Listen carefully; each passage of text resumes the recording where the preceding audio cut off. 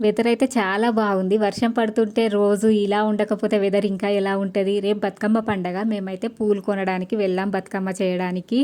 సద్దుల బతుకమ్మ కదా! పెద్ద బతుకమ్మలు చేస్తాం. అందుకని ఇంటి దగ్గరే 10 మినిట్స్ దూరంలో మంచి ఫ్రెష్ ఫ్లవర్స్ అమ్ముతుంటే అక్కడికి వెళ్ళాం. నార్మల్‌గా అయితే బజార్‌కి వెళ్ళేవాళ్ళం కానీ, ఇక్కడ మంచి ప్రైస్‌కి అది కూడా చాలా ఫ్రెష్ ఫ్లవర్స్ అమ్ముతుంటే ఇక్కడే తీసుకున్నాం. కేజీన్నర బంతి పువ్వులు రూ. 100కే ఇస్తున్నారు. నార్మల్‌గా అయితే ఎప్పుడూ ప్రతిసారి బతుకమ్మ పండగకు చాలా ఎక్కువ రేట్ ఉంటది. మరి ఈసారి వర్షాలు నాన్ స్టాప్‌గా పడుతున్నాయి. పువ్వులు తక్కువ అమ్ముడుపోతాయనో మరెందుకో తెలియదు గానీ, ఈసారి అయితే తక్కువ ప్రైస్‌కే అమ్ముతున్నారు. తక్కువ ప్రైస్‌కి దొరికినాయి. మంచిగా మళ్ళీ చాలా ఫ్రెష్‌గా కూడా ఉన్నాయి. మేమైతే మాకు కావాల్సిన ఫ్లవర్స్ అన్నీ తీసుకున్నాం.